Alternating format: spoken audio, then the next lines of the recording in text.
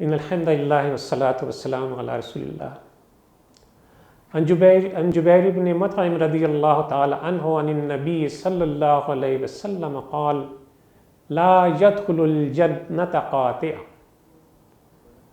جبیر بن مطعم رضی اللہ عنہ سے روایت ہے، رسول اللہ صلی اللہ علیہ وسلم نے فرمایا کہ رشتوں کو توڑنے والا، رشتوں کو کاٹنے والا جنت میں داخل نہیں ہوگا.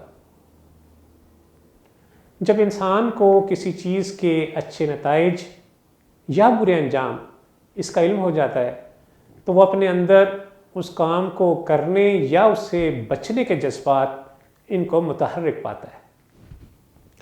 یہاں صاف صاف فرما دیا گیا ہے کہ رشتوں کو پامال کرنے والا، صلہ رحمی کو کاٹنے والا ایسا شخص جنت میں نہیں جائے گا یا جنت کا آسان داخلہ نہیں پائے گا. ابو موسیٰ رضی اللہ عنہ رسول اللہ صلی اللہ علیہ وسلم سے بیان کرتے ہیں کہ آپ صلی اللہ علیہ وسلم نے فرمایا کہ 3 لوگ جنت میں داخل نہیں ہوں گے: ہمیشہ شراب نوشی کرنے والا، قطع رحمی کرنے والا اور جادوگر کی تصدیق کرنے والا. رشتوں میں بگاڑ پیدا ہو جائے تو لازم ہے کہ اس کی اصلاح کی جائے، رشتوں کو بحال کیا جائے، باہم تعلقات کو مستحکم رکھنے کی ہر ممکن کوشش کی جائے. رشتہ داروں کے لیے سینے کو برے جذبات سے پاک رکھا جائے. صلہ رحمی کرنے کے کئی ذرائع ہیں: رشتہ داروں سے ملاقات کرنا، ان کی خبرگیری کرنا، ان کی خیریت دریافت کرنا، ان کو ہدیہ تحائف دینا، ان کی عزت کرنا.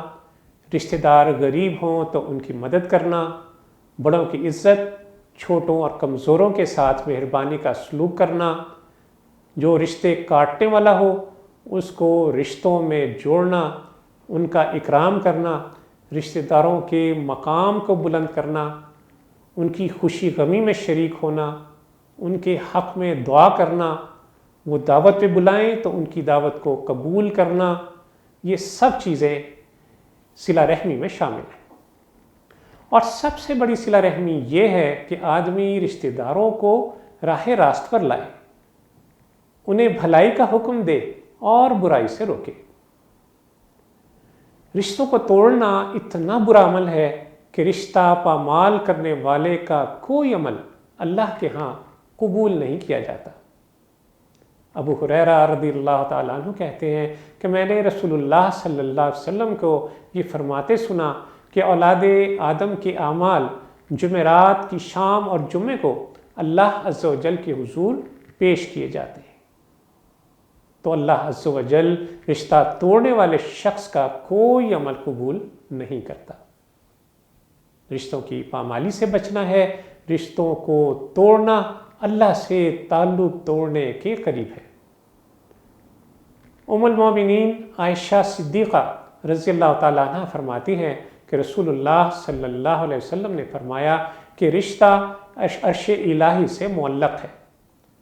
وہ پکار پکار کر کہتا ہے کہ جس نے مجھے جوڑا اے اللہ تو اسے جوڑ، اور جس نے مجھے توڑا اے اللہ تو اسے توڑ دے. ہماری نظر قطع تعلق کے برے انجام پر رہنی چاہیے. آپ مجھ سے اتفاق کریں گے کہ قطع رحمی کی وجہ سے آدمی کی زندگی میں جو غم و اندوہ، جو ندامت اور حسرت جنم لیتی ہے، اس پر غور کرنے سے آدمی کے لیے زیادہ ممکن ہے کہ وہ قطع رحمی سے بچے اور صلہ رحمی کا خیال رکھے. ناظرین کرام، آئیے ہم شیطان سے اللہ کی پناہ طلب کریں، عہد کریں کہ صلہ رحمی کریں گے، رشتہ داروں سے الفت و محبت اور مودت کے ساتھ پیش آئیں گے. اللہ کرے ہماری مثال اس درخت کی مانند ہو جائے کہ جس پر پتھر پھینکے جاتے ہیں لیکن وہ جواب میں پھل پیش کر دیتا ہے. وصلی اللہ تعالیٰ علی خیر خلقہ محمد وعلی آلہ وصحبہ وسلم.